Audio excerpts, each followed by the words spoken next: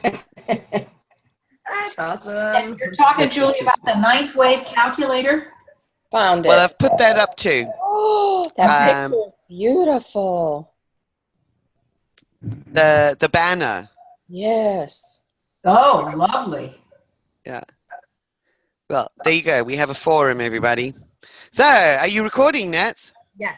Oh, good. Okay. Right. Well, aside from all the chatter, hi, everybody, and welcome to our fourth Magnificent Souls Gathering as together we join and discuss and share and work collectively to expand and raise our consciousness, especially realizing as much of our potential and destiny as possible in association and alignment with the new wave of evolution that is affecting all life upon our planet. So, welcome everybody, those of you that are able to make it live today.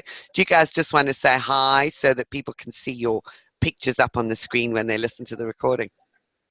Bye. One at a time. Go on, Natalie, you can say hi. Hi, I'm Natalie. Mariah. Hi. Good. I'm Robin. Robin. Hi, I'm Mariah. Not who I was. Hi, I'm Bonnie. Okay, cool. And we're not sure if any of the other group members are going to be able to join us live. So we will see how this unfolds. As always, you know, I think each time that we connect together, it is a little bit of an adventure. Laurie had mentioned that she would only be able to join us for the first hour. So I'm not sure whether she's actually been sort of caught up with something else on her side. Let's just see if anybody else comes in. So how have you been? We were talking a bit offline about how interesting the energies have been over the last 10 days and how we have all perhaps navigated what we've been experiencing. Has that brought up any insight and awareness for you in respect of where we left off at the last session, i.e.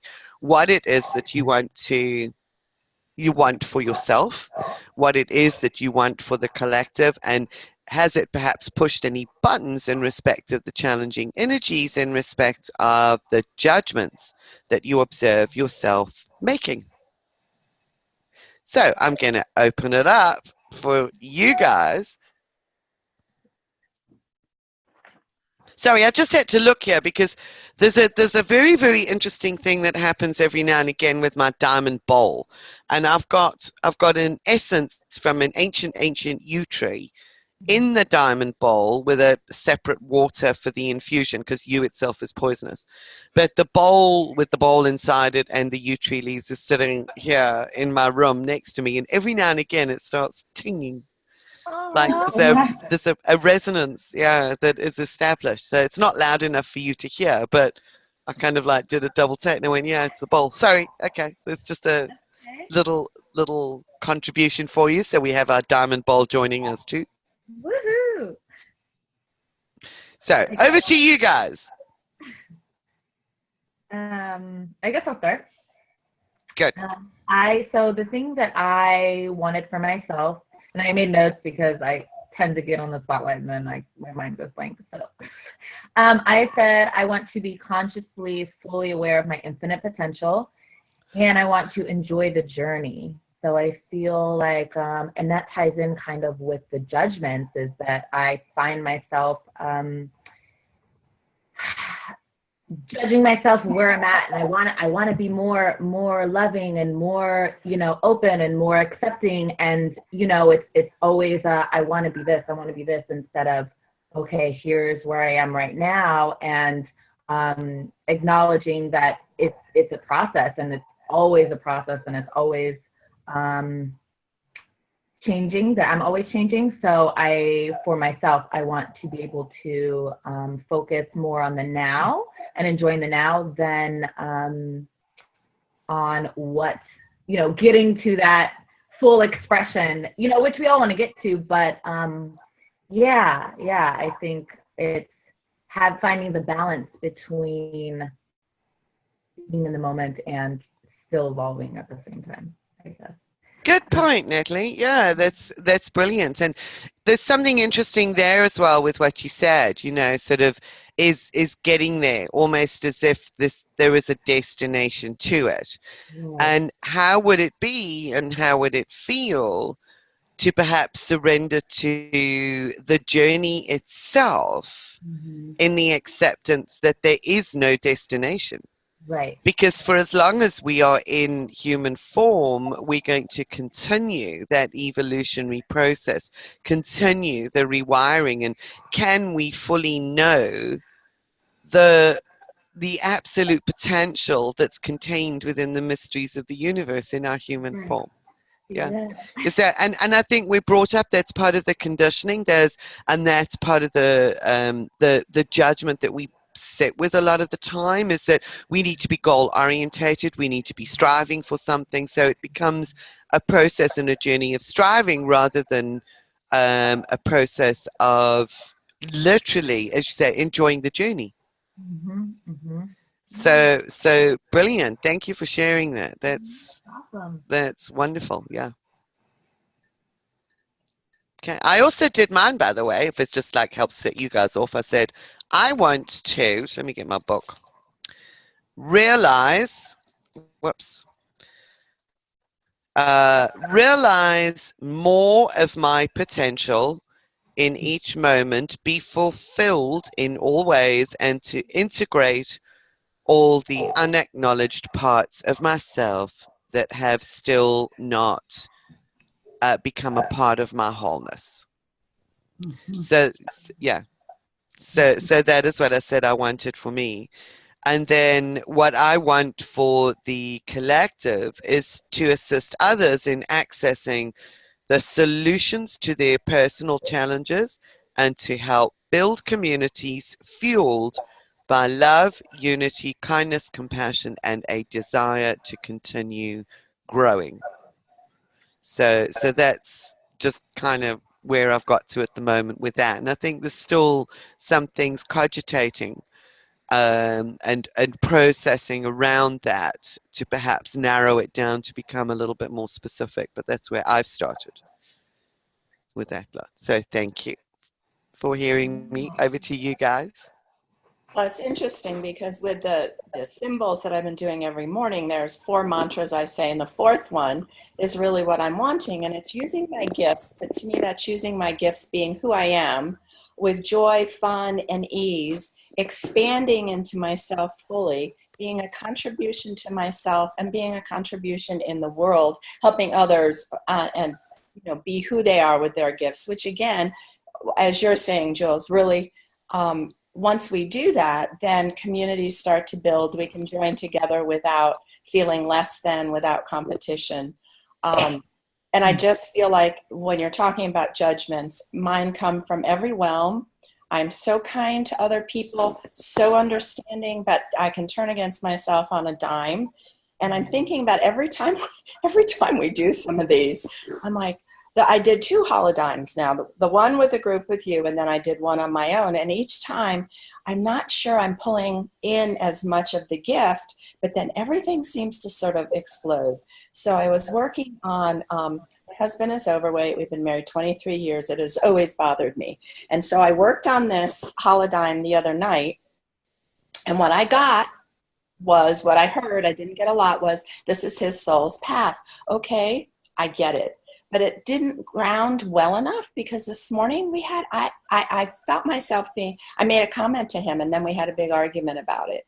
So it's almost like I pull it in, but it doesn't seem to resolve in that moment. But things start to unroll that allow me to see my judgments. And obviously that's a judgment. And then after the last group, I was having trouble sleeping, and I realized listening, Natalie, listening to you, that instead of,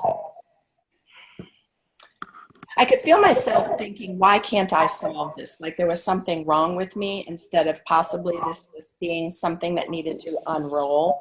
Right. So for me, it's always that having to be perfect at something, or we might be, I might have been this group or another one I was in. I felt like I said something that when I stopped and thought about it, I'm like, oh, that didn't sound so good. And then I'll hold on to that, which is my judgment of me.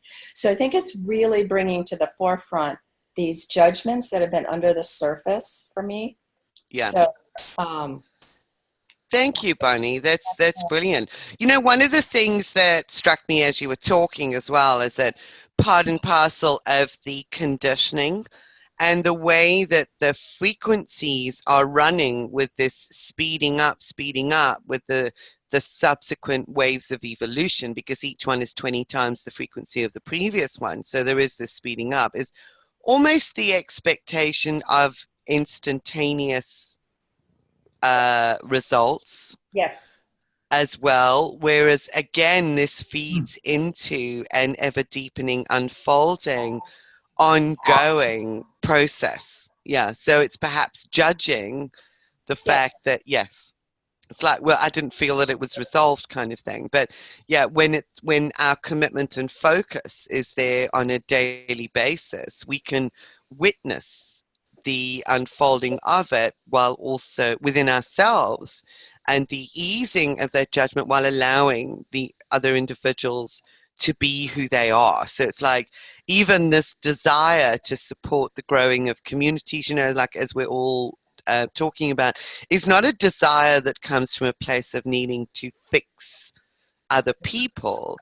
It's coming from the desire to support alignment with the ninth wave, with their highest potential, so that they can access what they need and evolve and grow. So yeah, it almost is this like being in that constant flow. Does that yeah? Makes perfect sense. And again, this is again the judgment of myself. How many times do any of us say when we're working with a client, you know, it's not one session, it's not, it will continue to unfold. And for me, how many times do I not allow that, just as you're saying? Yeah, and I think a lot of that is as well because of the marketing that goes around so much of the spiritual work and the spiritual teachings at the moment, where there are promises that, you know, do this, there's 3 easy steps to solving this problem, or there's 5 easy steps to changing your life forever, and you know, sort of 6 easy steps to, oh, I don't know, becoming a millionaire, whatever it might be, you know. And I think there's been a lot that's been built up that's also filtered into our unconscious. And those are very much, there's a lot of 7th and 8th wave stuff there, which is very self-orientated. So we judge ourselves as less than when we can't do that or manifest instantaneously. Yeah. Leads to unbelievable judgments. So lots of programming, lots of influences, and the summary sheet that I've sent you guys, I think is going to help us to perhaps realize. I want to go through this again with the evolutionary waves, just how huge this process is that we are engaged in. What comes up for me too is, and I realize it as you're talking, is that when I partner with someone, it could be in conversation or whether it's a client, I can facilitate that opening and that other person to shift so quickly. And I think that there's some kind of expectation with myself that I can't do it for myself. And I think that that's probably judgment. Judgment. You know? Absolutely. Yeah. Thank you. Thanks, Bonnie. Excuse me, I'm going to put the mute button on for a minute because I need to blow my nose. Well, Bonnie, you know what comes to my mind is that sometimes it's difficult to tell the difference for me about a judgment and a belief, and in that conditioning. So if I restructure a belief about a judgment that I have about myself, then things begin to turn around for me in another way. Does that make sense? Sure. Yeah, absolutely. I think you're absolutely right. So, you know,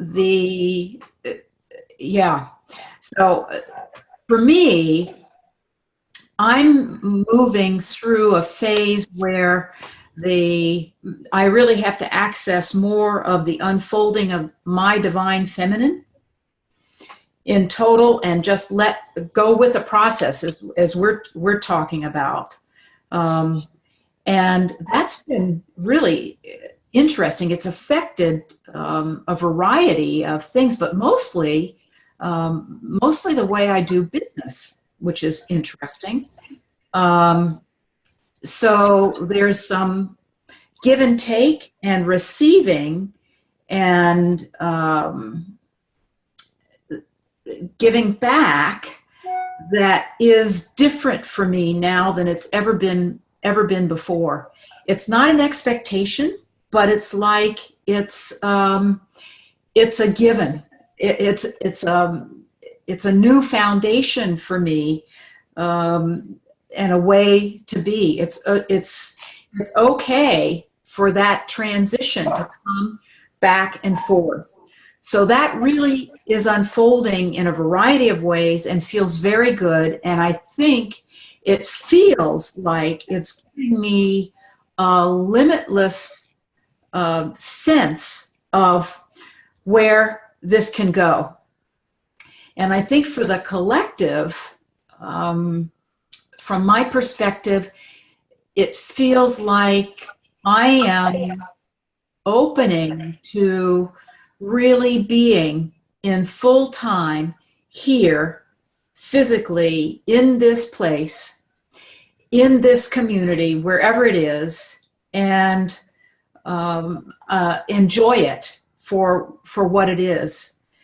And I'm beginning to realize that energetically, it's not what I do, it's really the energy that I hold and carry. And that energy that I want to expand is the connection with higher self in every breath, the connection with my soul speak in every breath, that it comes together and pulsates in and out, so that I never have to doubt or wonder which aspect of me is talking.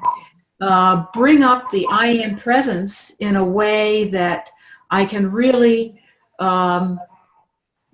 experience divine connection, and then anchor all of that physically in a way that is very integrative across the board.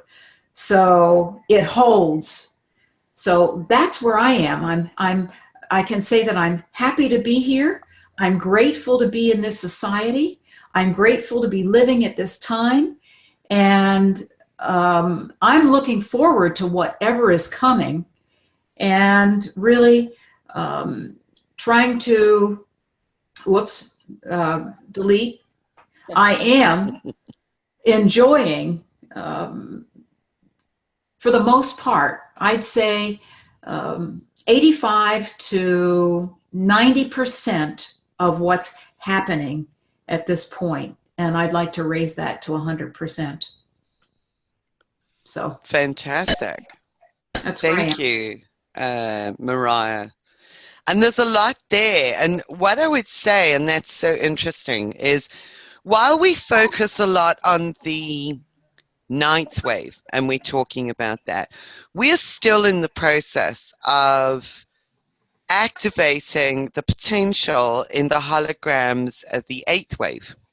And a lot of what you were talking about there is eighth wave and ninth wave aspects, because that fulfillment of the divine feminine, that access and maximizing her potential, or that wave potential on the planet and through ourselves, is still in process and is vital to enable and facilitate the full realization of the ninth wave.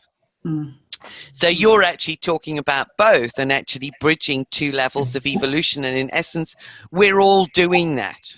Mm-hmm. Because, you know, if we go back to the information, the eighth wave was only activated in the 1990s, sort of the pre-wave was a little bit before then, or the pre-waves were a little bit before then, but that ties in beautifully with what I've actually summarized in the information in their cheat. So some of the challenges that may be faced and some of the holodynes that we will work with over the period of time will be challenges that are also associated with the eighth wave. So the eighth wave isn't all like fluffy love and light creative stuff. There's a lot.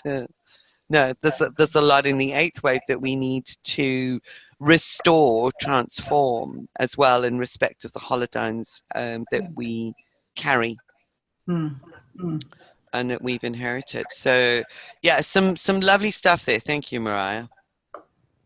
Very powerful. Robin.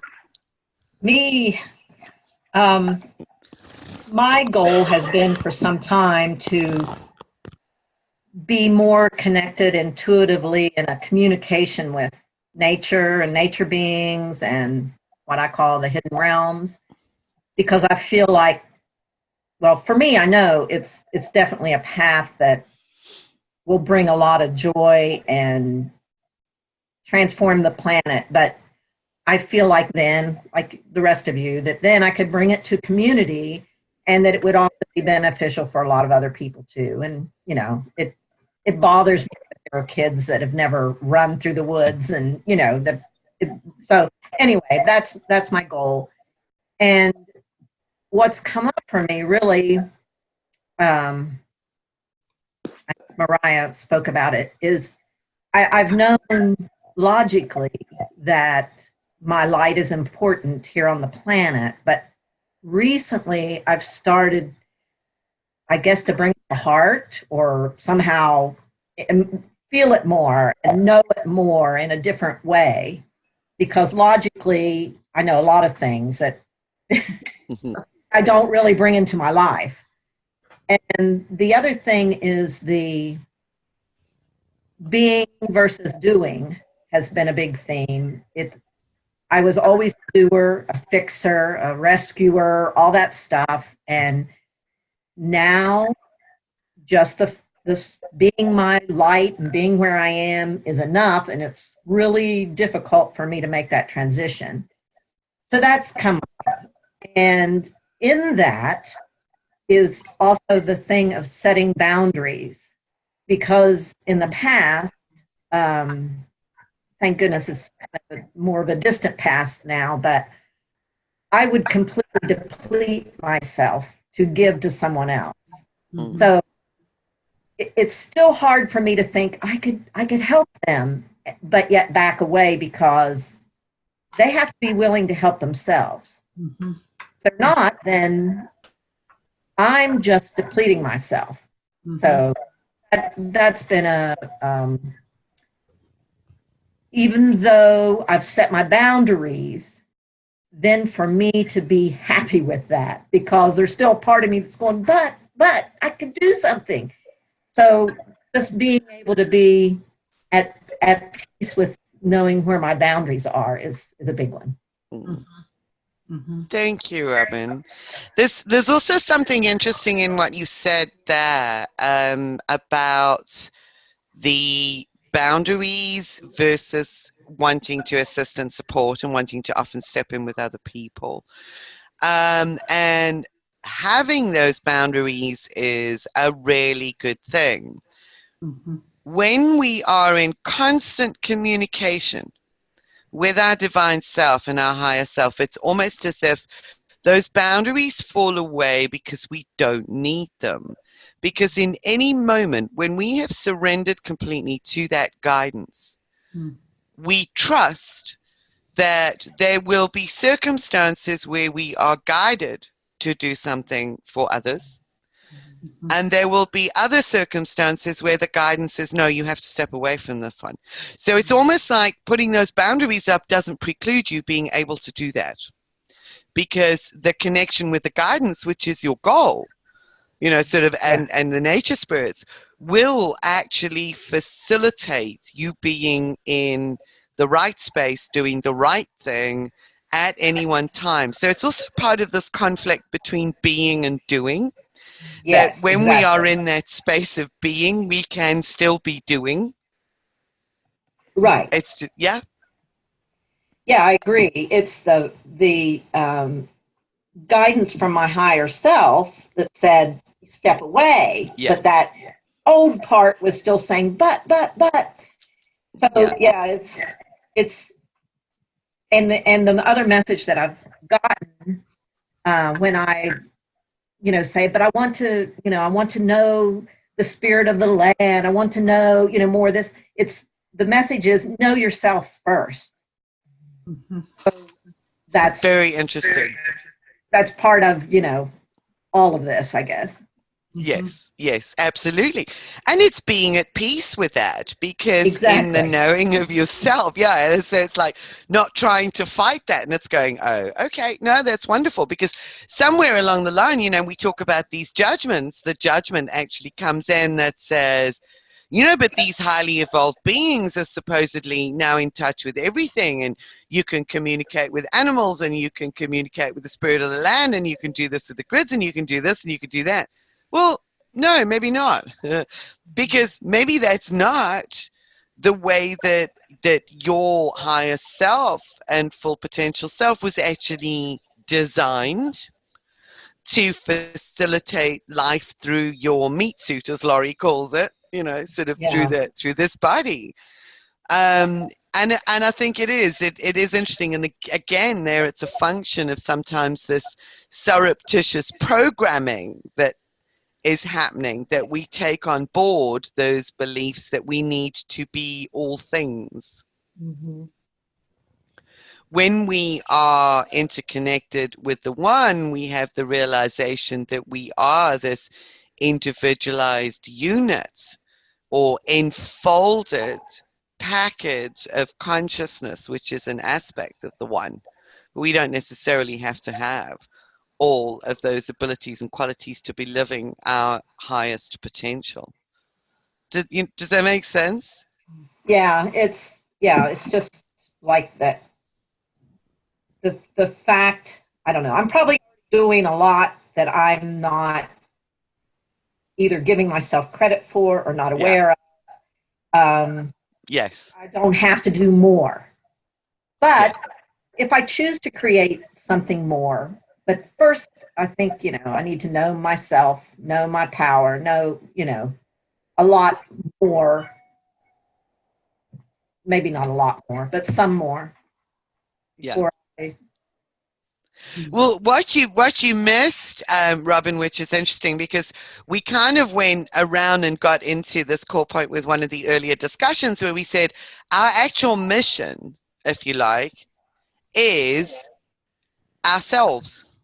Mhm. right. So, yeah, so we often tend to define ourselves by what we do, what others see us doing, whereas our mission is to actually know and be fully ourselves, and that then translates into whatever the doing needs to be at that moment in time.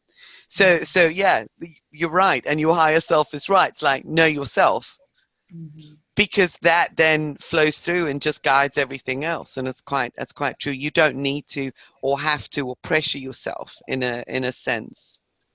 Right. It will come and I'll know what it is and I'll recognize it once I learn more about myself, I think. Which it's part of the process. It's like, yeah, in this moment, at this part of the journey, go and do X, Y, Z, and you think, oh my God, that wasn't in my plan. That kind of like it wasn't my idea of what this mission was going to be. And that's the ultimate trust, surrender, and being in that enfolded consciousness of your higher self fully. So yeah, for all of us, it's like know thyself, and embrace and embody as much of the potential as we are capable of embodying at this moment in time, and to make our commitment to that process. And to have fun while we're doing it. Hey, yes, absolutely. To find the humor in it. Yeah, you guys I know, I'm just going to say this for the benefit. Sorry, I'm sitting on the bed here because I actually don't have a table and chair up here in the room at my mom's, so my bum gets a bit sore. Yeah, to those guys who actually have just joined in, you missed the real giggle that we had before we went on air earlier. So we do. Bonnie's laughing. So we do have as much fun as possible. So I just have a thought about that. I'm in another group, and sometimes I'll suggest a different word because to me, language is important, and language has a frequency and a vibration to it. Mm-hmm. So as you were talking, it made me think about, you know, that overgiving you were talking about, Robin, that I think many of us who have come here have done. And I think the next evolution is what we would call a boundary because it helps us know who we are. But I love what Julie said because I don't like to, when I'm, you know, even for myself to think about protection because that means there's something to protect against. When I think about boundaries, I almost think the same thing, but that's our first step to sort of seeing who we are. But this flow and our evolution of saying, okay, what is my higher self saying? Knowing that what came to me as Julie was talking was that keeps us encased in the consciousness unit that we are. So we are safe, if we need to use that word, but it continues us evolving into our soul in a way that is protected when they say universe has our back, kind of thing. So I like that it's just a step of evolution for us. So it's not a bad thing. It's just, okay, now I realize, yes, I do sort of have a boundary and I need to set some. And the next is, well, I don't need to do it. Now I can connect to my higher self and let that guide me. And this idea of fun and joy, for me, that's one of the things it tells me. I shifted my role in a group because I wasn't having fun anymore. And I could put it in boundary issues, but I just realized I didn't have the joy. So if I didn't have the joy, I'm not going to be as integrous in the group. So I just felt like my higher self, I had said, what do I need to let go of? And that dropped in.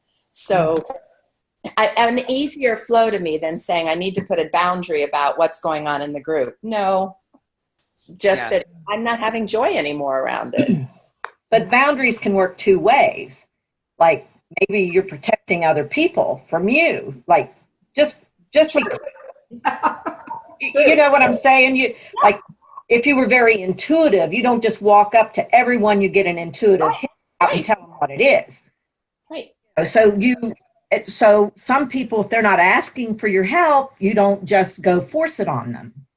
Or, you know, even if you love them, if it's your family, you might want to, but when they don't accept, then there's, you know, they're not trying to help themselves, there's a boundary. And you can look at it both ways. And in the situation I was in, I shouldn't force it on them, but I'm also keeping myself safe from what, you know, I mean, it's just a boundary. It's an interesting thought and an interesting discussion because I tend to look at situations like that as being a function of discernment. Yes. And it's kind of, well, okay, is this the right situation or opportunity to add my 2 pence worth? I absolutely agree with you, Robin, that there are people and circumstances and situations where you're not going to walk into a room full of people that you've never met before, and if you can see their energy feels that you're going to walk up to them and say, you want to know what I'm seeing in your energy? Oh, by the way, you know, we're just not going to do that, you know, because what that also does is it says to that individual, we don't know what their frame of reference might be. We don't know how they may respond to that information. We don't know what their background is or whatever it might be. But it says in a way that it's not okay for them to be them. If there's an opportunity in the discussion, and I've found that's very, very interesting doing this. It's like, and you know, I just don't say much to many people unless the opportunity presents itself. And if the opportunity is there in a conversation, maybe not an overt invitation, but a covert one that invites me to be in my truth, to be in my space, to be in that flow, and then I'll give a little bit. and allow the other individual to do what they want to do with that transmission. And it becomes much easier, because I think when you're offering information and not being discerning about the situation, it can be a drain on your energy, because it's almost like trying to, as you say, push something onto somebody else before they might be ready to hear it. I mean, my sisters are like that, so I just don't go there. Okay, well, let's go out for lunch, and I just won't go there. You know, unless there's a comment or something that comes up in the conversation, I go, right, well, this is my take on it. Right. But at some point, you've planted seeds with them so that if they ever do decide, they know they can say, Julie, what do you think about this? And that's, and then you'll know, then that will be your invitation. But if they never do, they never do. Then I have to just learn to say, it's okay to step away, let them fall on their face. It's okay. Yeah. It's that's exactly hard. it. Discernment is probably a better word. Yeah. And I think it's the hardest to do with those that are closest to you. Oh, yeah. That's our greatest challenge. Yeah. Yeah. And we learn through relationships. I think, you know, there's one of those wonderful ancient expressions, which is not casting pearls before swine. And it sounds really awful, because it's like, sounds as if that's what you're referring to the other people as, but it's not. You guys get the gist of it. It's like, you're not going to drop those pearls of wisdom everywhere you go, because that's energy that is then put out there that is not taken up, it's not appreciated. It's you then almost leaking your energy. Whereas when you're operating from that perspective of discernment, it's knowing exactly when that movement and flow of energy is going to be most valued and appreciated, and what's the word? Yeah, sort of put to good use, translated, transformed. Yeah, and in the situation I was in, they said, you know, they did come and invite me, but they didn't want they didn't want my assistance. They wanted me to do that for them, and I can't do that. Absolutely. You know, then that would, you know, that drains you really fast. Yes, yes. And there is still very much a culture of that is alive and well. I don't want to do it for myself. I want you to do it for me. If you're the healer, why can't you do this? Mm-hmm. Yeah, yeah, very, very much. And they don't want to take responsibility. So we become responsible for our own integrity and our own energy. And I mean, I know I've been through all of those situations when I was in the early stages of waking up, and well, not even the early stages. It went on for quite a few years until I learned this. It's like, I was just so wowed with everything, as that, you know, I just met somebody and I would just, oh my God, you know, this is absolutely amazing. You want to know what I've just learned? This, that, and the next thing. And if you do this, then that'll happen. And this is just fascinating. And if you connect with the energy and feel this and feel my hands and geez, so, you know, this is, feel the heat. That's healing energy and blah, blah, blah. And it was absolutely crazy. It was just absolutely crazy, you know, rather than being still enough. That was the whole thing, was just sort of being still enough to embody the energy and to allow myself to flow with and into and through the situations as they actually presented themselves. So yeah, I know. Yeah, been there too. Well, Thank you. Good discussion. Yeah.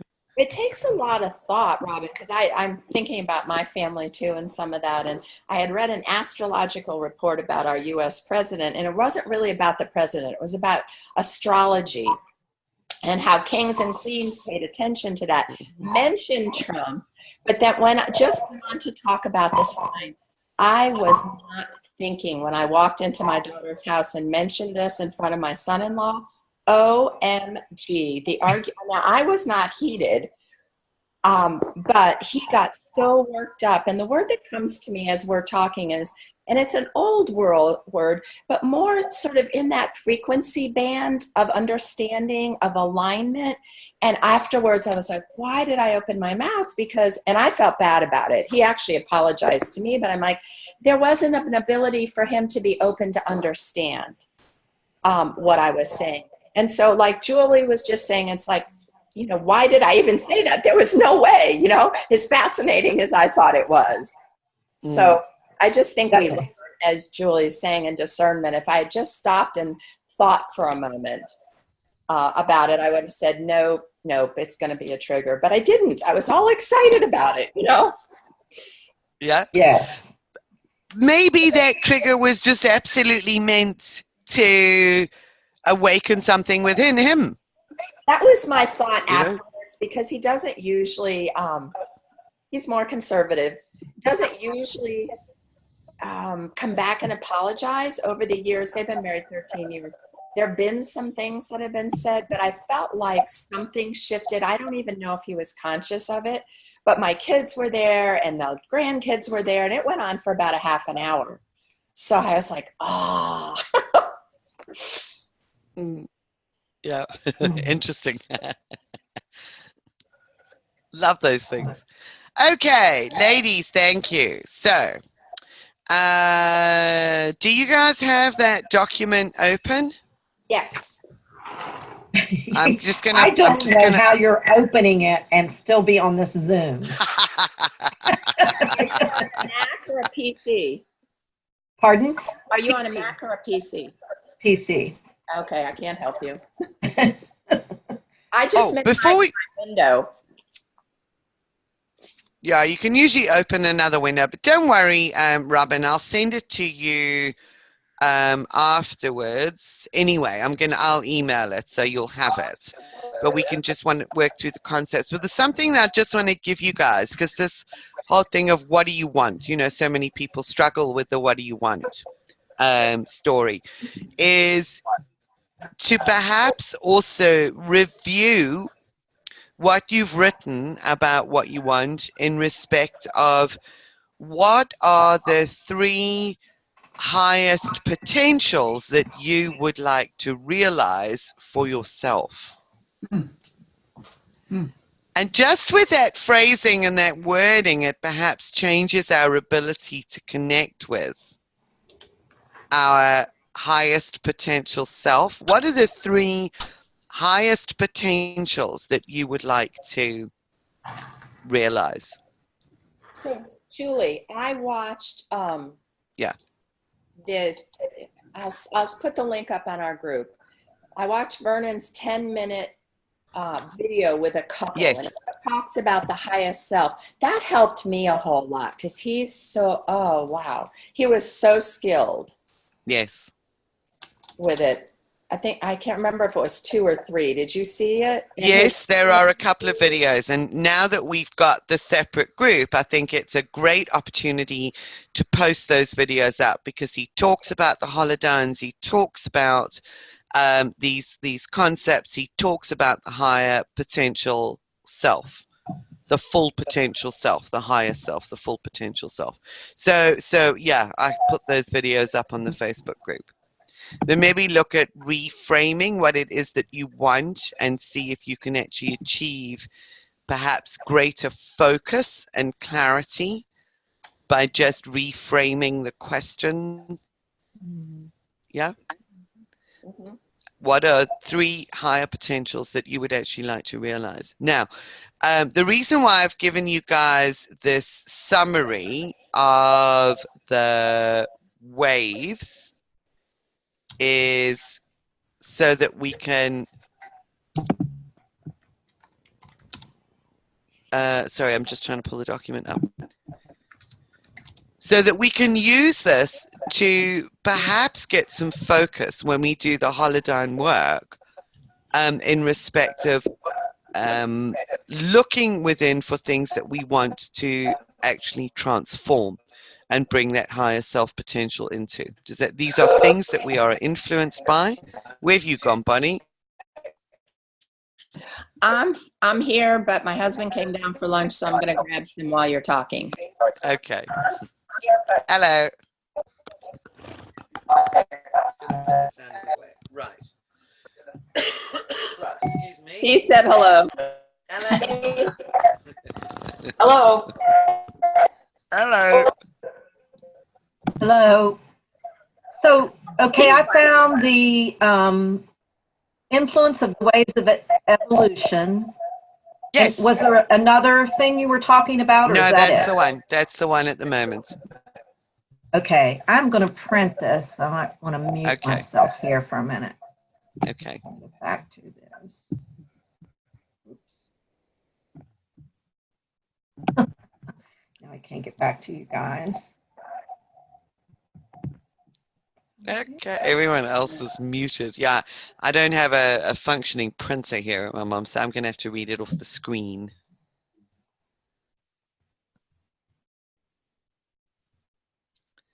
Can I start with it? Yes, yes. So as you guys would know, this is based on the information in Johann Carl Kallemann's book, The 9 Waves of Creation, on the understanding that there are cosmic evolutionary impulses that manifest in the form of very specific waves that have their own frequency, and each of these waves brings holograms and holographic information which govern and guide the evolution of humanity, of life in the universe. The pinnacle of these is the 9th wave, which we are now beginning to access and to realize. However, we are still, and life on this planet is still very, very much under the influence of the preceding waves, which have all had and continue to have active holograms brought into form on the planet. Many of these are now breaking down. This is part and parcel of our journey. This is part and parcel of our collective service. And it's part and parcel of our internal transformation, what we are actually doing within. Because all of those holograms are represented by the holodynes that are referred to by Vernon Wolf, which are these immature holodynes, because they were immature holographic inserts on the journey of evolution, because the 9th wave represents the pinnacle. So when we do the work on our holodynes, we can actually, if we choose to or want to, we can then focus on clusters of these holograms or holodynes within specific wave frequencies and within ourselves. And the ripple effect then intensifies out through the grid. So we access our highest potential, which is 9th wave hologram. We bring that down, we transform it. So say, for instance, we've got things happening on the world stage and in politics that are represented by the 6th wave, the challenges of the 6th wave. We can go within and we can find out where some of those holographic patterns or holodynes exist within us. As we change and transform those, part of what we do then ripples out, literally, because it's through the water in our bodies, ripples out into the world. So it becomes a very focused exercise. Does that make sense, guys? This is part of this advancement of consciousness and actually being of service. Excuse me, I just need to shuffle again. Makes sense. Yeah. So yeah, and I found a whole lot of things like coming to light as I was actually pulling the key aspects out of the various evolutionary waves.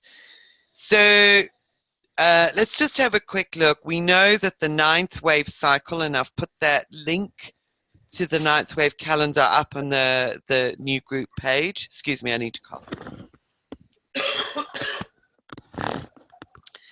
The 9th wave cycle, we descend into the darkness or the night aspect of that wave of the part of the cycle every 18 days.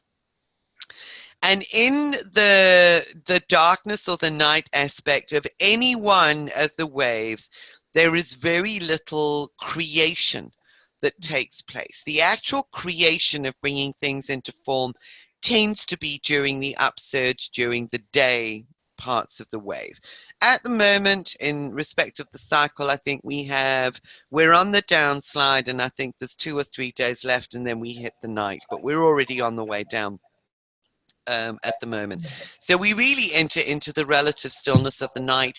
So during that period is when the flavors, if you like, of the other holograms, of the other waves present themselves generally for healing.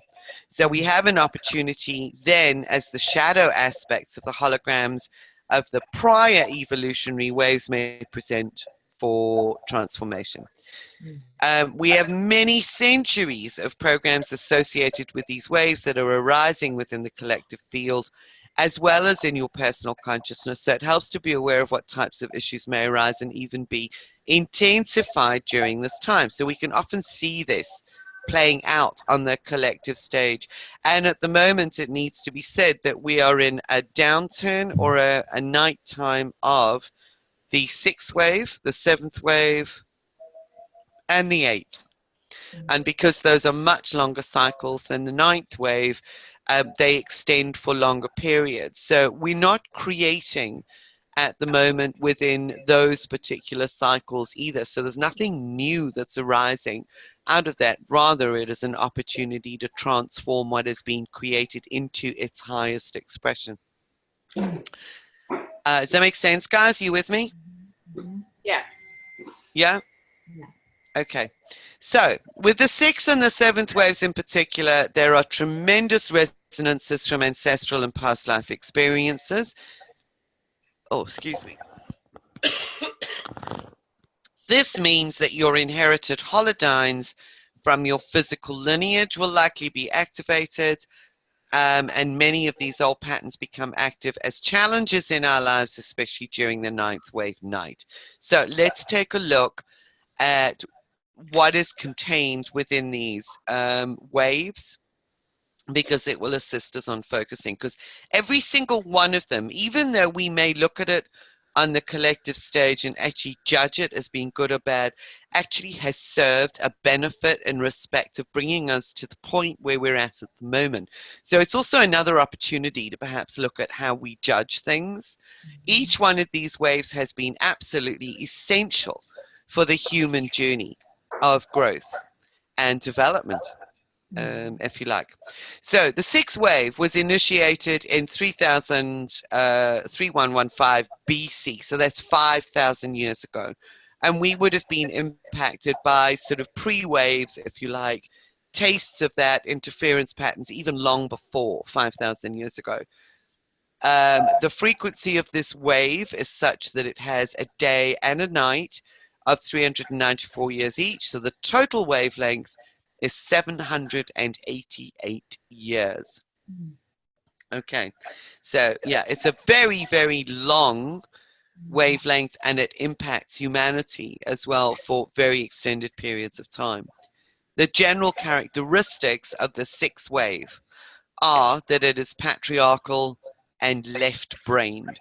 So the light in respect of this wave purely illuminated the left side of the brain. It was technological, it was scientific, rational, it illuminated and it ignited the desire for power and control. It fueled individualism. It fueled formal religions. Now, at this time, just if you think about sort of human civilization and humans upon the planet, where we're talking about individualism and the desire for power and control. People had come from tribal communities, nomadic hunter-gatherer communities, and it was around about this time, 5,000 years BC, that we see the emergence of agriculture, of civilizations, of communities being built buildings. Think about, you know, sort of pyramids. And we know that many pyramids date back way, way longer than 5,000 years ago, but they would have also been part of the imprints, the new blueprints that were igniting those that were ready as part of the pre-waves, you know, sort of even a few thousand years before the sixth wave actually hit the planet, or started fueling human change and evolution. So it was around about the same time that we saw the initiation of formal religions. So spirituality from a very mythical perspective with the hunter-gatherers and their relationship with nature and the natural world became formalized through very often monotheism, as we saw a lot in the Egyptian civilization that arose out of that time, and some of the other Middle Eastern religions that arose. There was, as a consequence of this separation from nature, other humans and the divine. It was a separation of the previous whole brain of the fifth wave into duality, because the light was then shining on the left brain only. So that fueled conflict in respect of us versus them. So that duality, polarity played out throughout civilization. It was a mental mind wave because it actually fueled philosophy, and it fueled left brain thinking, mental activities rather than interconnectedness. It fueled and initiated monarchy and rulership, writing as a form of communication, the development of cities and civilizations, mathematics and science, sacred geometry, the development of calendars, the rationalization of mystical experiences, which almost took away the direct experience of the divine. And this is where the mediation through formal religion in respect of rationalizing those experiences came in. We see a lot of mythology that actually arose out of that time, as well, as people tried to make sense of the experiences and communicate this. The pyramids, the paradigm of good versus evil, advanced tools for building, and the fall from Eden. So those are the general characteristics of that wave. Now you can actually see so much of that still at play in society at the moment, even though that effectively kicked in thousands and thousands of years ago. It's not something that just happened in the Egyptian civilization. Excuse me, with all this talking.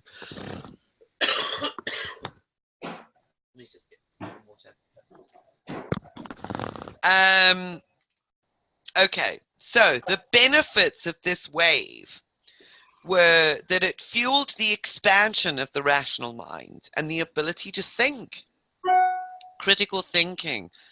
It inspired philosophy. It inspired the origination and the growth of things like mathematics, working with numbers, calendars and geometry, shape. It was a very linear time. It wasn't only linear thinking. That linearity was actually applied to buildings and cities and sort of the creation of environments for larger groups of people to congregate in. So great builders, the formation of cities, it fueled the mind in respect of asking questions and questioning, exploring. So it really kind of opened up the mind to the material world and things in the material world that they had not explored. So we find a lot of exploration actually beginning over that time. Critical thinking, lots of innovation, and larger community structures. And along with that came the need, with larger communities, to impose some kind of control. The challenges of the sixth wave are surrender of control to the unfolding of life, because along with the developments of the linear mind and the left brain came the desire to control the environment and life. So you can kind of see how that's playing out currently. So any time that we experience conflicts or challenges within that we want to control our environments, that's actually coming from an intense sixth wave blueprint or six-wave programming that's still active within our being. It's conscious power versus powerlessness. There was a lot of powerlessness that has developed as a consequence of the sixth wave, because it was like, well, I have the power, as in the monarchs and the monarchy and the developments of all of this. So, and rulership, I have power over you. So societies and cities and things were structured in such a way that somebody had power over the larger group. There was a linearity of thought, and there was also this very either or thinking, very black and white thinking. It's got to be either one or the other. There was nothing unified in respect of this wave. It led to, because of this disconnection with nature and this disconnection from having a personal relationship with the divine, actually led to a fragmentation of self. So we have fragments of ourselves that are perhaps immature or shadow elements. Shadow elements are simply immature holodynes that have not had the opportunity to actually realize their full potential. Challenges here as well are cross-cultural interactions and conflicts, and don't we just see that playing out on the world stage? So this is ancient patterning that has been running through the human genome and the human life for thousands of years. Social inequalities, monarchy, slavery, ruler versus ruled. Okay, organized warfare, because we see a lot of evidence of tools that were being developed, being employed by others in forms of organized warfare. So there's archaeological evidence of this as well. Knowledge, which was used as power. Those that had the ability to acquire knowledge in respect of what was available at the time as writing developed, and all of those that had the ability to learn these things actually had power over others. And it's the same thing that operates in a sense through corporations, through linearly organized systems where you've got the silo approach, you know, sort of, I have the knowledge of this particular area, therefore I have the power. And this reluctance to actually share information or power. Racism and sexism. So a lot of the isms that we actually see, an ism is a schism. It represents separation. So many of the aspects, the primary aspects of separation from a direct relationship or understanding of our divine nature, of our full potential self, of that nature, originated with this wave.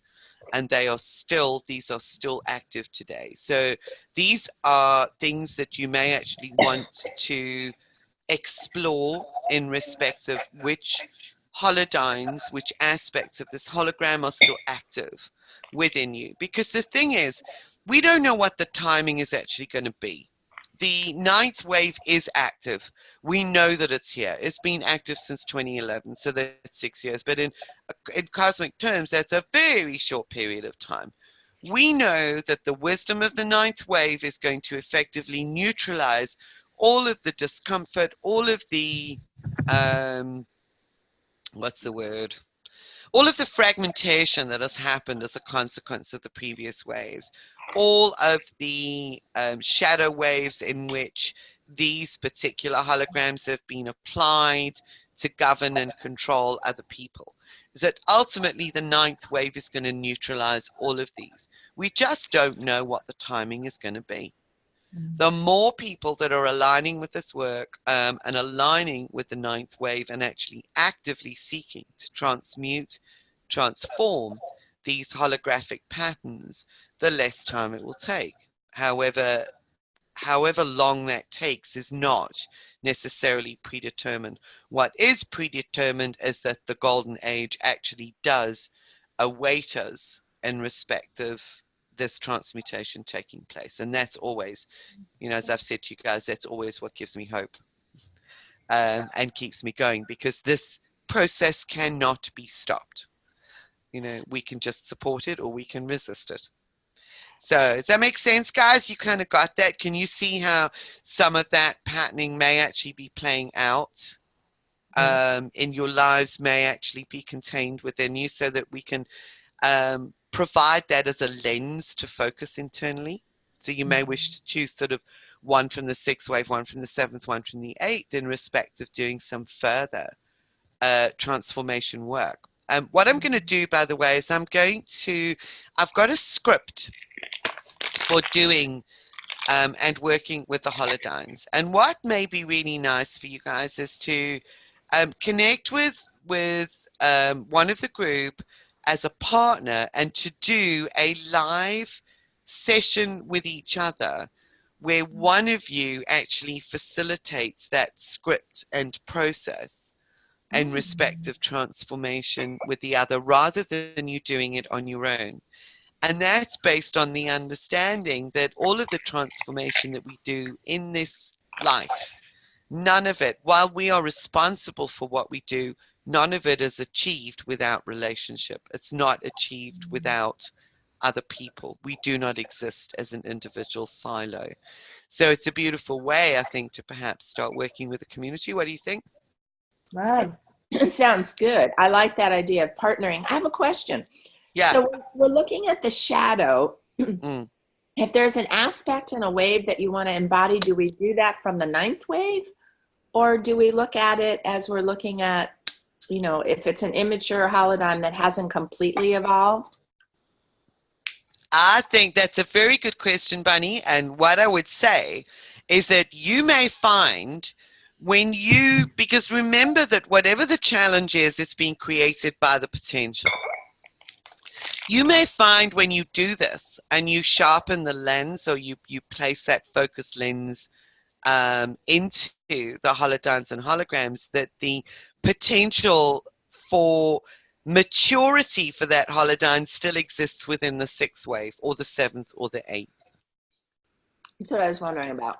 Okay. Yeah, so that's a very good question.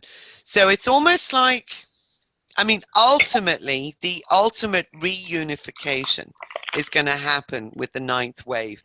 But for individual holodynes, you will, I don't know, it's quite likely that you're going to find that potential within the mature aspect of the wave itself. So we mature that wave in order to fully realize the 9th. Good point. You guys okay with that? Mm-hmm. Make sense? Mm-hmm. Yeah. So it's not going in with an expectation. It's allowing whatever the potential needs to be for that to actually show itself and to unfold. This is all about allowing the unfolding. All right. So let's have a look at the 7th wave. So the 7th evolutionary wave, because everyone, that's as we were saying earlier, everyone has its purpose. Every single wave has its value. Nothing could have happened without this progression from one to the other. The 7th wave was initiated in 1755, thereabouts, bearing in mind there would have been pre-waves before that for hundreds of years. The days and nights of the 7th wave are 19.7 years each, having a full cycle of 39.4 years. And this is where it's interesting, because we have certainly the 7th, 8th, and 9th, and I'm not sure about the 6th wave, but the 7th, 8th, and 9th, as Rachel was saying the last time we met, they all coincide in respect of an upsurge into a new day part of the cycle in 2031. Mm. Yeah. Okay. So the characteristics of the 7th wave, the general characteristics, this was phrased by Carl Kalaman, in darkened unity consciousness. So there is a unity consciousness engaged in the qualities of this particular hologram. However, it's the darkened unity consciousness that actually marries the left and the right brain. Mm. However, it's done from the perspective of a material world focus, of a distance and a remoteness from the divine. And that's why it's known as darkened rather than enlightened. So this was the wave that actually sort of birthed the whole concept of atheism and, you know, God doesn't exist kind of thing. So some of the general characteristics of this particular wave are about structure, boundaries, the scientific versus the spiritual, and there was a huge drive for the scientific during this age, technical progress to support societal growth, the Renaissance, industrialization, trends towards atheism. I mean, you really just have to think back over the last 300 years of what has been created and how far we have come as a civilization as a consequence of those creations. Electricity, the motor vehicle, the steamboat, the engine, the steam train, to electric trains, to magnetic trains, to, you know, you name it. Where this wave has been so influential, and what we're experiencing the detrimental effects of at the moment, is that none of this development was done from the perspective of taking the whole or a holistic perspective of nature, and the ecology, the impacts on the environment. It was all done from a materialistic perspective. So we can see what's happened there. So this was a relationship to the divine based on the perception of darkness, which in essence was, you know, switching the light off on God. It was a material world focus. It did promote global awareness, and it did foster movements towards and holograms around the common good. So what we do for the good of all. The benefits of this wave, as we can see, is this is when we saw the abolition of slavery. We started seeing resistance against monarchy and those rulerships, social revolutions and uprising. So these were saying, you know, sort of the slaves and those that had been oppressed were kind of saying, no, no more. And there was massive political change through the introduction of republics, very often in various countries. We saw the rise and fall of the British Empire and various other European empires as a consequence of this wave. Enrichment and ease of life through technological advancement. Where would we be today without the electric oven, the microwave, and, you know, sort of all of those things? Trends towards equality.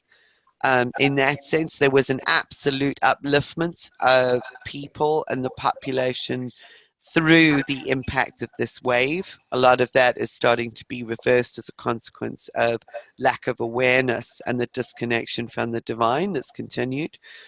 It saw globalization, the removal of boundaries, expanded cultural relationships, education, self-reliance.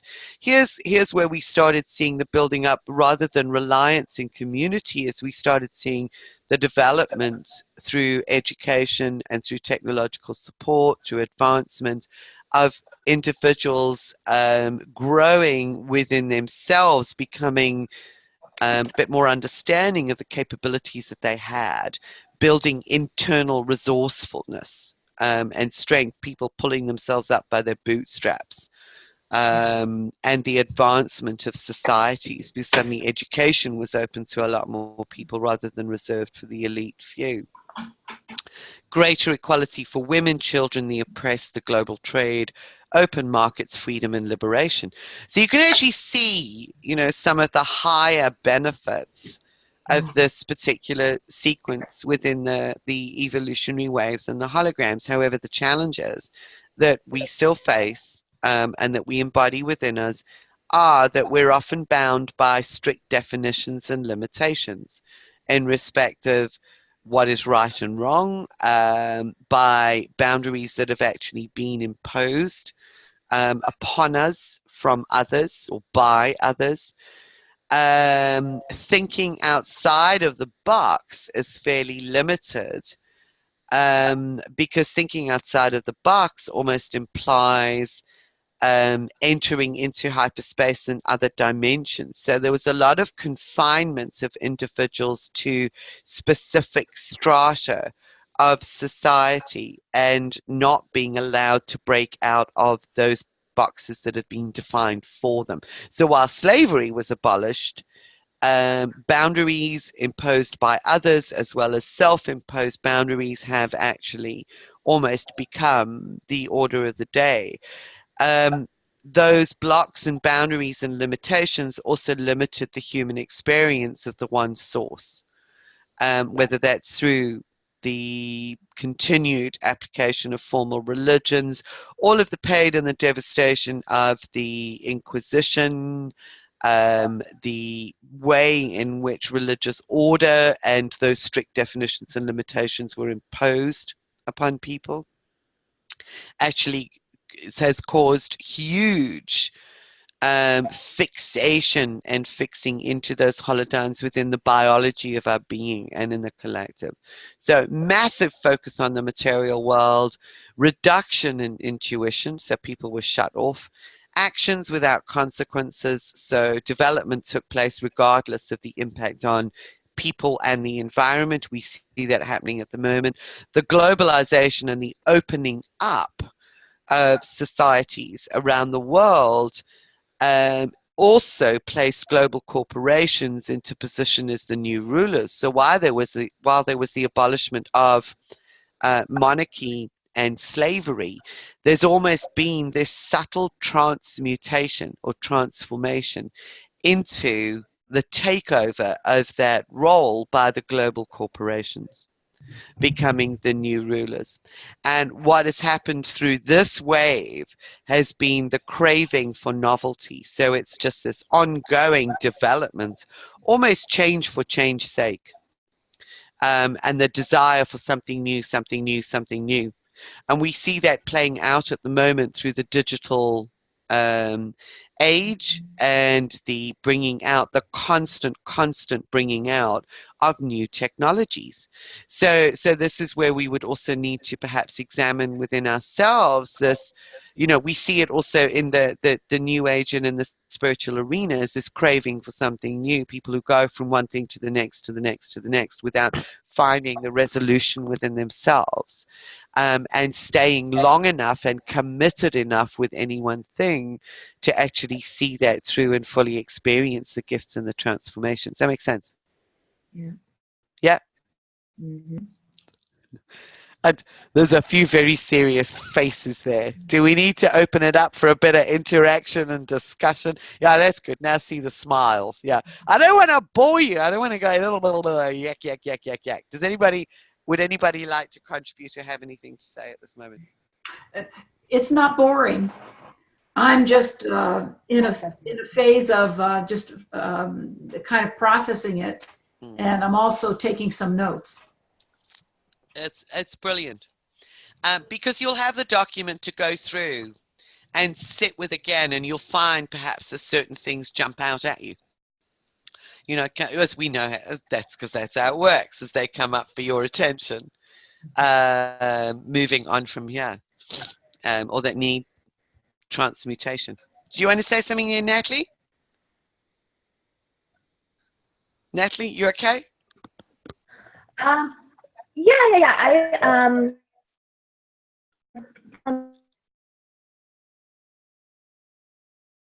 I don't know if your signal's gone a bit funny. Kind of came up for me when I was going over. Can you hear me now? Is it a little bit better? Yes. Yeah. Yes. Okay. This is something that came up for me a little bit when I was going over my judgments, and it was me asking if the thing, because this past week and maybe 2 weeks, I've, like Mariah said, I as well have had all these feelings come up that haven't come up in a while, like of jealousy and just like a lot of things out of nowhere, right? And so I found myself asking if these thoughts were mine, since there were so many things coming in and out. So what I came up with was, even if it wasn't mine, it still needed to be transmuted, you know? And so while I'm listening to this, it's almost like I find myself always trying to find the root of the problem and you know, dig, and oh, there must be a reason why I'm feeling this way, and I must have had childhood trauma, and I must, you know, trying to find the reason, as opposed to maybe this is just things that we're carrying that we're meant to just work through and let flow through us, and you know, it's just to turn into sparkles. I don't know if that makes sense. Yeah, so that's kind of. Yes, yeah. Otherwise, we get caught up in this constant need to process. It almost pulls us out of our beingness. Mm-hmm. And I know that there's a bit of a paradox there, because we are continually transforming the holodyne, so we're constantly expanding our awareness. But I think the question is, oh, okay, that's an emotion. Is it a trigger? Or is it just something that you can sit with and allow to flow through? Right. You know, and I think when we feel it is to be able to sit with it, to just be still with it for a period of time and ask. And just ask that question. Is there anything deeper that I need to do with this? Or is it just something that I need to allow to flow, rather than trapping it into my field? You know, and maybe that's part of the adaptation and working with it. You're right. Yeah. Almost rather than is it mine or anybody else's, because, you know, as mentioned before, there's one of the paradoxes of, if we are interconnected with everything, then what is ours and what is not? Right. You know, it's kind of like, well, everything that we experience is something that we have brought into our field of awareness, into our consciousness, for whatever reason. So therefore it's mine. All right. Well, it's here. So what do I need to do with it? In this moment, what do I need to do with it? Do I need to transmute it, transform it, just allow it to flow, just allow it to be? Right. Yeah, and therein comes the ongoing discernment as well. So it's not that there's anything wrong. It's not that, and maybe that's it. Maybe that's the clue, Natalie, as you were saying. You know, as that stuff comes up, and we immediately go into a judgment of it because it's a negative emotion. Yeah. And you know, and I'm now aligning with the ninth, whether I'm really supposed to be this really high spiritual being, master, right, rather than this being a work in progress. Yeah, and I think for me that one of the things that I wanted for the collective, and it was very similar to yours, and but it was I want to encourage them to live in their truth moment to moment, so we keep evolving and enhance every aspect of ourselves. So it's like, if people are living in their truth and embracing whatever, you know, whether it's looked at as positive or negative, like, we need the shadows, you know, we need the balance, to evolve with these waves, and with, you know, so it's like everyone is just, okay, if I'm angry and you're triggering me, like, that needs to be expressed, so that, you know, so I don't know, that's just, yeah. Or what do I need to do with this? You know, and it's like, why am I angry? Who am I really angry with? Right. Because ultimately what we find out is generally something like that is usually an anger at self. Right, everything. Yeah, because it comes from a fear. So, you know, you could all, I like to often bring it back down to the fundamentals. It's either love or it's fear. So all of the negative emotions are generally just masks in some way, shape, or form for a fear. So well, okay, so if that's the case and that's what I'm feeling, what is it that I'm afraid of? And it takes quite a few goes round sometimes to kind of like nail it down. You're going, yeah, but I'm not afraid. I'm flipping angry with that person because this is what they did and it's not right, you know, kind of thing. And you go around it again. What am I afraid of? Am I afraid of not being able to speak up for myself? Am I afraid of confronting authority? Authoritarianism, that's a wonderful sixth wave aspect or quality, authoritarianism. you know. Anyway, so those are just little ways of perhaps looking at, dealing with, approaching, accepting some of the things that come up. Right, let's have a look at the eighth wave. Very interesting, because we kind of think of the eighth wave as being a really nice one, because the eighth wave activated we went from the seventh wave, which was left brain, to whole brain but in darkened, science separated from the divine, from God, to opening up the right brain. So the eighth wave is right brained, which opens up all those wonderful feminine qualities, but it's still a wave of dualism, of polarity. Very valuable. It was initiated in 1999, but started off earlier than that. So you had the harmonic convergence and some of the things that actually happened in the pre-eighth wave sort of coming onto the planet. All of those things were significant. The eighth wave has days and nights of 360 days each and a full cycle of 720 days. So this is the one where we mentioned it's almost a year, 360 days, a year of day and a year of night. General characteristics, it's right-brained. It's the reawakening of the feminine. So we've gone from this like 5,000 years at least of patriarchal energies and influence. So we're only now beginning to reawaken the feminine in this sense. So we've got a long way to go with it still, although it is at a higher frequency, which is really good. So reawakening the feminine, it's a reconnection with the spiritual. It's a reinitiation of creativity, powerful creative essence in this wave.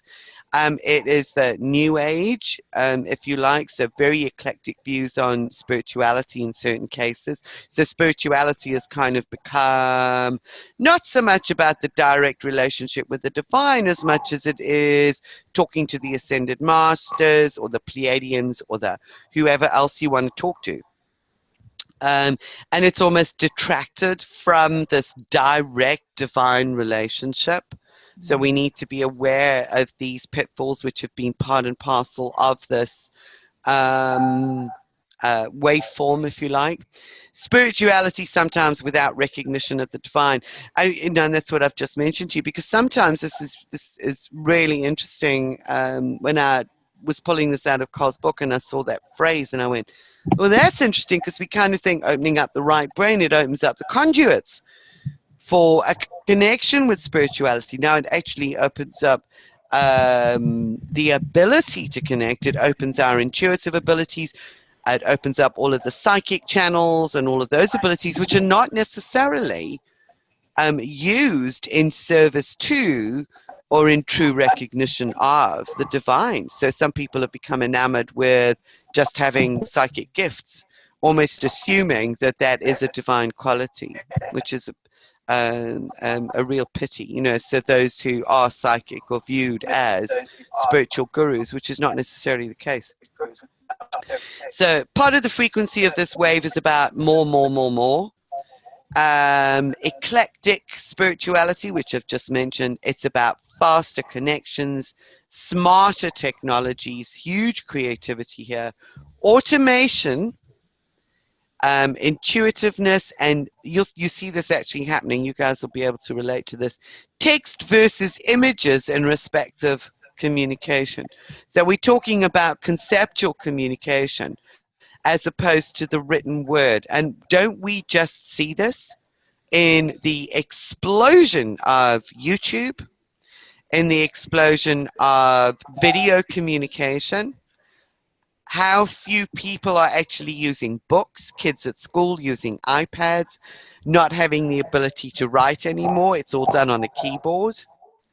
So it really is a fascinating development, because when we think about video types of communication and conceptual image communication, it actually wraps up a whole lot of communication elements in a package, and it almost speeds up the ability of our brain to receive, or our being to receive that information, rather than being very lengthy and wordy, which I know I'm being at the moment, but anyway. But you kind of, you get what I mean by this? Mm-hmm. And we see it happening.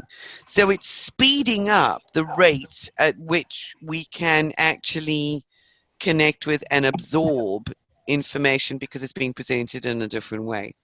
So it's really engaging different senses for us and becoming multi-sensory, sort of multimodal. Okay, so there you have sort of the general attributes of this wave. The benefits are, of course, with automation and smarter technologies because of this expansive, almost hyperspatial connection through the right brain. Much, much faster turnarounds on everything. Hence, we've got the very fast more. The digital revolution that we know, and that actually speaks for itself. So we've almost gone from an analog age and all the analog eras into the digital attributes of this, which is really quick on off. The internet and interconnectedness, reduction of boundaries, because we see those boundaries falling away completely. So those that are attuned with the eighth wave sometimes struggle to impose, as you were saying earlier, Robin, appropriate boundaries. So we find a reduction of boundaries, and social media does this too. And you look at what people are doing, you know, when they're commenting on posts, it's like there are no boundaries anymore to actually just letting whatever wants to come out of your mouth or through the keyboard be expressed on those social media platforms. So there's very, very little awareness of the respectful attributes of how to actually deal with other individuals, and that's really what that is referring to a lot of the time. Plus the reduction of boundaries when it comes to the global village. We see this as part of this digital revolution as well. You know, we see suddenly it is very, very easy, only in the last, you know, sort of 2 decades, to connect with somebody in Russia or in Czechoslovakia, or whereas previously it would have been a phone call that it would have gone through certain wires. You know, this speed up is just absolutely amazing. So all sorts of boundary attributes here. Expanded social networks, the rise of women, new spirituality, light versus darkness. So we still have this polarization where there's this focus on the light. So we see this in the New Age presentation of various spiritual practices, and that's where a lot of people are also stuck. It's all well and fine that the light came back on, and we did need to actually focus on that so that we could recognize what had been in the darkness. However, there are still so many who operate from this polarized perspective of focus on the light, focus on the light, focus on the light, and ignore what's in the darkness. Hence, there's been not a huge amount of integration.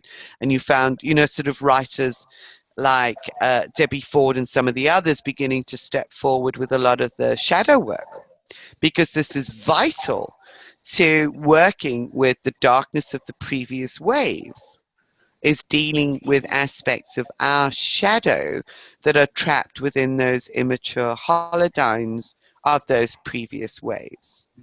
So you can kind of see the light was necessary. We had to bring the light back, the light of spirituality back. But this light versus darkness polarity has almost become entrenched as the only way to be, whereas the ninth wave of unification takes us beyond that completely. However, we need to address what still resides within those polarities. So there was a huge growth as well in respect of self-awareness. The rise of women is very, very interesting because, you know, bear in mind, as I was saying earlier, the eighth wave hasn't been operational really for that long. So we do, and we have seen the rise of women, souls in female embodiment rising to positions of relative power and prominence in various fields over the last 2 decades. However, what is being accepted, because a lot of the structures have still been influenced by the sixth and the seventh waves, patriarchal and darkness, is that women in those positions have almost had to hide themselves in order to be accepted within that structure. So they've had to act like men.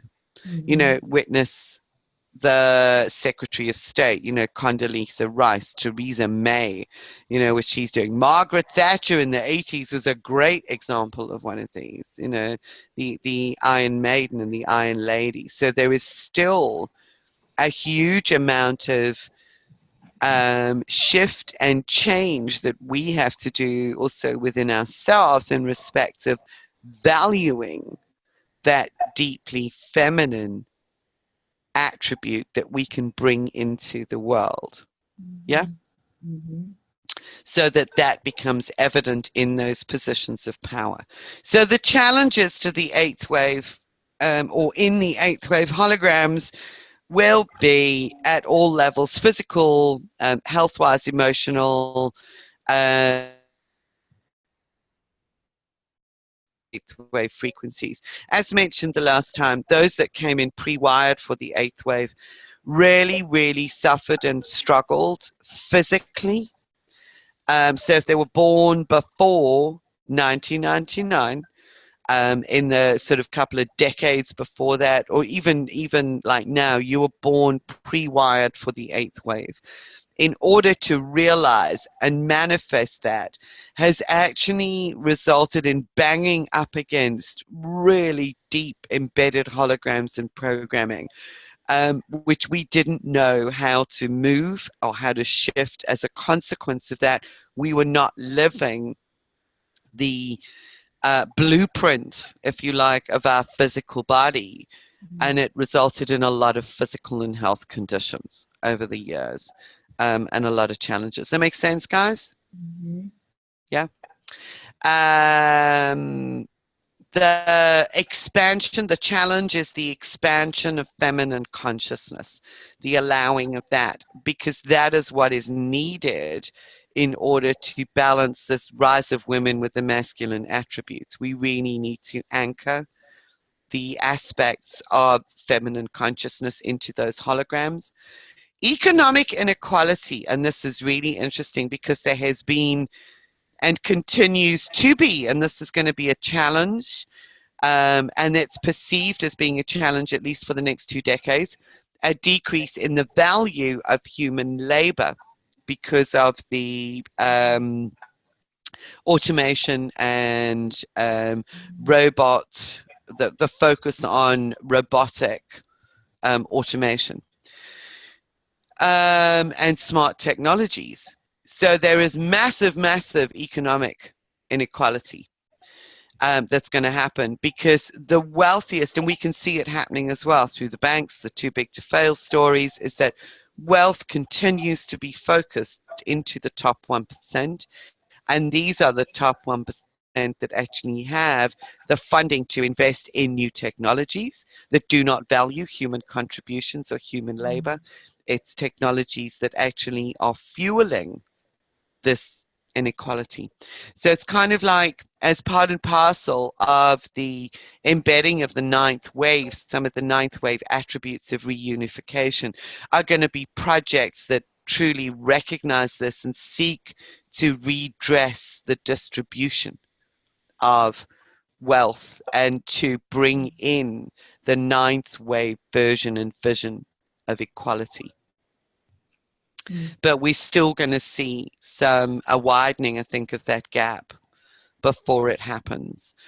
Burnout, high degree of burnout, and we see this with a lot of the 1980s individuals as well, because things were changing and happening so quickly, and those that were on the rat run and in that market who were working with that change, because it was also high frequency, there's a risk of burnout. High risk of burnout associated with the eighth wave because the frequency is just so much higher than what the previous one had been. Concentration of wealth in wealthy investors, economic and political instability. So whenever we experience economic instability within ourselves, that is also a holographic aspect of this wave that is embedded within our being. And the shifting, this is very interesting, of global economic power to the east. So what we see is we see the Western powers that have actually facilitated the growth in civilization. For the last 5,000 years, they've been growing in strength, and because everything was transferred with the left brain that actually opened up. So we actually see the Western Hemisphere having grown in power. They birthed all of the empires. They're going to wane in strength. And a lot of that power is actually now being transferred to the East. So we see the rising up again of the Eastern religions coming into the mainstream. Indian, Asia, China, and those powers. And what do we see actually happening financially in the world as well? And we actually see those countries actually becoming superpowers. So we've got these massive conflicts on the global stage as we've got East and West, because we've still got this polarity. The West is losing its stranglehold and it doesn't like it at all. So you see the US, the UK, and all of the Western powers holding on for all they are worth and demonizing the East, whereas this transfer of power, of awareness, is actually, it's a natural part of evolution, and it actually has to happen before we can reestablish that equality across the board and a new unification. So this is really summarizing for you everything that's actually in that book, but I think it's a very valuable summary because it gives us an overview of what is happening with the consciousness of the planet, and then what our role is within the stabilization of the ninth wave and supporting the advancement of that consciousness. So if we can understand also that this transfer of power from the West to the East actually is going to happen because that's part of the evolutionary process, how much easier does that make it to suspend judgments that we may have about those cultures? You know, and also, can we actually, and we see a lot of these movements happening, for instance, where power is being transferred, but not to the individuals, like the fashion industry. The fashion industry is largely based in the West, but it's using the resources of the East because that's where the labor power is. And we see this decline in the value of human labor by almost treating those laborers as robots, as automatons, where they're not reimbursed and recompensed for their labors. So we actually almost see another form of slavery being imposed by the West onto those cultures.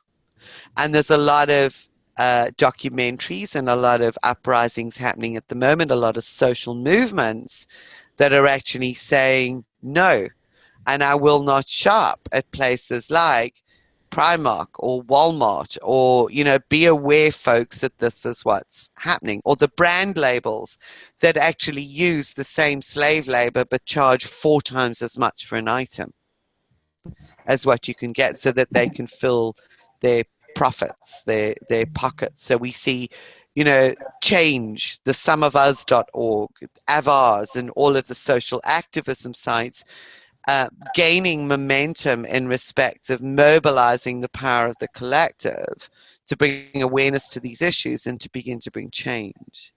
So this is going to be an ongoing process because the power is actually going to shift to the Eastern countries. So very, very interesting perspectives and things to think about, and how we respond and how we judge our role in the world relative to the playing out of all of this. Okay, so let's just have a quick look at the ninth wave, which was initiated in 2011. These attributes are just, you know, we know them. It's the kickoff, it's the bringing in of the golden age. Excuse me. It is a wave that holds the holograms of equality, of healing, both personal, collective, and planetary. So any activities that actually support that in any way, shape, or form is aligned with the ninth wave. It's unification. So unification unification is at so many different levels. Internal unification means bringing in all of the shadow aspects, all of the fragments of ourselves that have been cast off over thousands of years through these different holodynes and holograms that we have been exposed to and inherited. So we are restoring and bringing all of that back into integrity and wholeness. And that is part of the journey. You know, it's not just going to happen by magic. We have to do the work and the processes that are going to take us into that space. Harmony, it's personal relationship with the divine. So you do away with all of the middlemen, with all of the you know, sort of weird, wacky, and wonderful stuff, and reestablish that connection and that personal relationship with your highest self, your highest potential, and with the divine. It is an age of no limits, which says that anything is possible. You know, we can actually work with the ninth wave in many different ways, going beyond all previous boundaries. It is a wave of integration and wholeness. It is quantum. So it means that things can happen almost spontaneously, but quickly through the quantum field. This whole concept of quantum, I think, is something that has really become prominent within the general consciousness and especially the spiritual movement over the last probably decade. It's become stronger and stronger and stronger. It's often misused in many ways. However, the realization of the effects of quantum connection are really relevant. It is about revealing and correcting injustice and oppression, bringing it all to light. And we kind of see some of that happening on the world stage more and more and more. It's the tip of the iceberg, and it's happening. Activating new potentialities all of the time. So these are potential outcomes and potentialities that we've not been aware of before. It is about conscious choice. So we can be wherever we want to be in our lives, in relationship to others, whatever, and to understand that this now becomes and is a conscious choice for us to be there in any specific environment. It's declining power of the West, which I've mentioned, reduction in competition in line with unity thinking. So we bring in those cooperative attributes of the divine feminine, of the feminine qualities, and reduce competition. Creation and implementation of beneficial technologies for the common good, for the good of all. So it's using those positive attributes of the seventh wave, with all seventh and eighth, with all of the new technologies and the creativity, so that those technologies benefit everybody, not just the elite few or those who can afford them. It is about re-establishing gender equality. It is an era of fulfillment, and that is fulfillment in all ways, personal and collective, spiritual, physical, material. So it's an era of fulfillment. It is a mind-heart transition. It is transcendence of the ego self. That does not mean getting rid of the ego. It means that the egoic self, which was that which arose through the actions of the previous waves and through those blueprints, that self becomes in service to, and I've mentioned this before, so it's just really bringing it into context, that is brought into service in respect of the new evolutionary impulses. So in that way, we transcend the control of the ego self through surrender to the divine self. And the divine self is in the driving seat. It's the embodiment of divine self, cooperation and service. It is a self-transforming approach to life. It's not a self-authoring approach. It is a self-transforming approach, and that aligns with this concept of conscious choices. It is about fulfilling a divine plan and aligning with that divine plan, aligning our own personal destiny as an aspect of the divine plan, and harmonizing distribution of wealth and income across the planet. So there are some huge, huge issues and challenges to face within those ninth wave attributes that we can align ourselves with, or that we may find revealing themselves through the work with the holodowns and the potentials that are actually revealed. Mhm. So it's very interesting when we look at what we think we want. When you do some more of the exercises and connect with this work to find out if what the potentials are that are revealing themselves, how aligned they are with what you thought you wanted. And there's a challenge. Yeah. So it's surrendering even and ever more deeply on an ongoing basis to that process. So how does that feel? Has that given you a bit of a more structured platform and understanding for moving this work forward, that it gives a perhaps a stronger foundation Oh yeah. from which to understand who we are as human beings and where we're going? Yeah, thanks for doing all this, Julie. That's a lot of work, and Yeah. it's Yes. it's kind of eye-opening how much of it's still in our face life of the other waves, because you want to think, oh, we're ninth wave, it's all good now, but Yep. there's a lot of other stuff. Huge amount.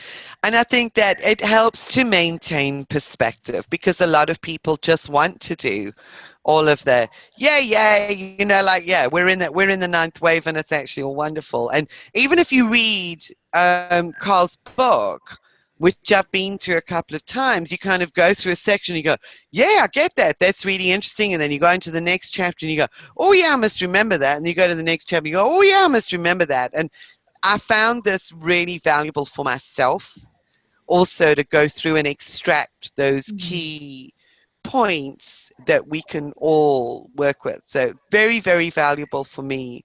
And I think there's a lot more that we can build around and on that framework as our community moves forward from here. Yes, thanks again.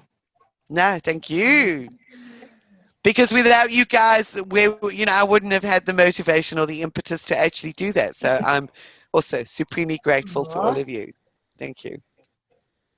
So, what my suggestion is, as I said to you guys earlier, for the next period, I think the next date we have down is the 9th of November. Am I right, Natalie? Let's see. On Thursday? Is it a Thursday? That's a Thursday. I don't know if we went and did our next one. I don't remember setting a date at this one, but I could be mistaken. Okay. No. Well, I think it's probably the 9th of November is a better. Thursday. Yeah. No. That doesn't sound right then. So if we go for the Saturday, Right. oh God, that's the 11th, isn't it? Oh, That's we the were 11/11. going It's gonna be a. we wanted. Mm-hmm. That's gonna be a portal And I day. think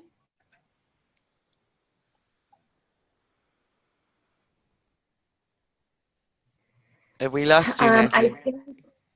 huh? Oh, I know my internet's being crazy today. I think there were some scheduling issues with the 11th, but I'm not sure.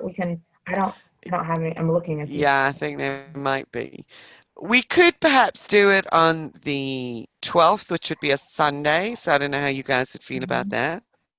Be fine. Let's see. Would that be okay? Good. Mm-hmm. Then let's do that. Let me put it in my diary. There again, we've got like one day after the other, because there's going to be an 11/11 with the Diamond community. And today is 10/10, by the way, and tomorrow is an 11/11. Yes, so awesome. Yeah, awesome. Hey, it's just amazing at the moment. Okie doke. Right. Should we maybe post in the Facebook and see if anyone else if there are dates that work better, and then solidify it, or do you want to just put this one and make it tentative? And then, Well, let's or put should it we in just start this one? tentative. We can always bounce it off the rest of the group. And then Right. what I will do is send you Perfect.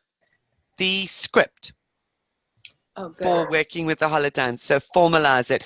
You guys would have seen that I did do the extract from that one recording on session 2. Did you see that? Uh-uh. Didn't you see it? You didn't see it. Well, I did. I extracted. I finally did it. So I've got the Yes. Facebook group up, Thank you. and I extracted the MP3 for the last sort of simplified Holodown process. I'm going to send you a script. The script is actually a bit longer, a little bit more detailed. And what I will do is I will record the script so that you can actually use that to work through on your own. Okay. And would suggest that you guys team up with each other and find an opportunity to do at least, I would say at least 2 different processes over the next 2 weeks and see what comes up. How's that sound? Perfect. Okay. And I've got some more notes that I'll gonna actually like send it. you, but Great. yeah. This kind of feels nice and interesting that this is the 4th one, and the 4th is the number of, you know, those foundations. You get it? And and a new beginning. So it really feels like this is setting the stage for something really solid to grow from. So we've had some wonderful opportunities to chat, get to know each other. So what about you guys now? Do you have any questions or comments? You can see I'm shuffling a bit here. It's like my bum's a bit sore on this. Any questions or comments for this week? I've kind of like taken over the platform this week, but not but. And Mariah says, we will restore group interaction and participation the next time we get together. Yay. Yay! So nothing else that anybody would like to add, contribute, share?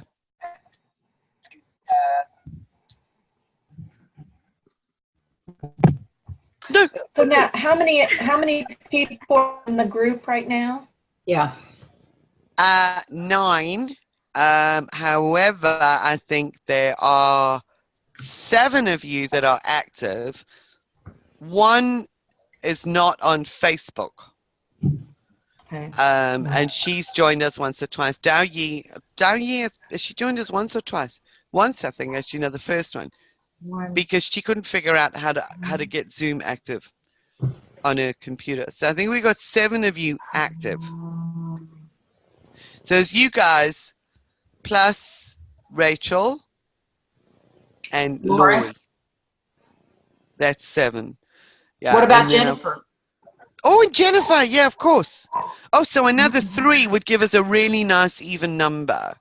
Mm-hmm. And then there are another two that are not fully active who are probably picking up with the recordings, but I will connect with them individually anyway. And just try and get them into the group, or try and find somewhere. Are you guys happy to share email addresses to provide an opportunity? Because you can connect on Skype and do this, you know. Yeah? Okay. Well, you know, the other thing, Julie, is we could do it through Zoom and break up into small groups and breakout rooms if people wanted to connect and they didn't have Zoom. So you've got the capability of actually doing that, Mariah. And Natalie, is that part of the subscription service, the breakout rooms? Have you both got that facility? Yes. Mm-hmm. If you're in the same country, do we need to do visual? I guess you don't have to. Okay. However, it is nice, isn't it? But it's up to you guys. You can choose. You can choose. It's just actually having a voice, having somebody there to facilitate and support and provide perhaps some intuitive feedback as well along the way. because when you're doing it as a group, so I can record the script for you, which is great, but sometimes it's really nice to have a sounding board where you're doing a one-to-one. Yeah. Yeah. You find that? Mm-hmm. Well, I have to get a Zoom account anyway, but You don't need a Zoom account to do that. No. Mariah's got one and Natalie's got one. I need a Zoom account for myself for the other things. Ah, It's helpful. It's really helpful. yeah.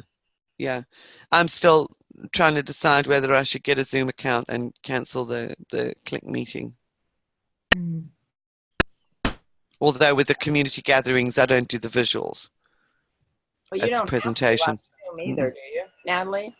I'm sorry? No. You don't have to do the visuals on Zoom. You can block out your camera. Right. And you can share your screen. You could have Yeah. shared this sheet today. Yeah. Mhm. Oh, Yeah. I should have said to you. You know what? Because I've got it in the background here. I didn't realize I could share my screen. So Yeah. is there a free account with Zoom, or is there a minimum payment? It depends on how many you want to connect with. Okay. You know, but I think you can do the breakout rooms in each level. Natalie, do you know? There I you think go. Hey. Yay, you did it. What? Yeah, You- it's We can see your screen. Can you? Yes. Yeah. Oh, brilliant. Now I'll know how to do that in future. So I can prepare stuff that I can share with you. Yes. Yes. That's cool. Because I must be honest, I do love the visual prompts. and you Right, can let me do the stop PowerPoint share. too. Am I back? Yes. But can't you do PowerPoint too? Yes. Yeah. Yeah. Well, I can do Yeah. that. Put a PowerPoint on my screen and then do a screen share. Right. That's so clever. Sorry. Yeah. But Right. you don't go away completely. It's just that the windows with everyone's picture get smaller and go to the side. So And then- you saw that too. Yes. So we still get to see you and your screen. Yes. Yeah. That's so cool. I have to make sure I don't pick my nose or something.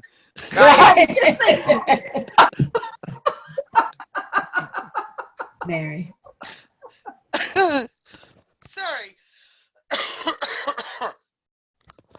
I got to end it on an up note because we're also in it for the humor.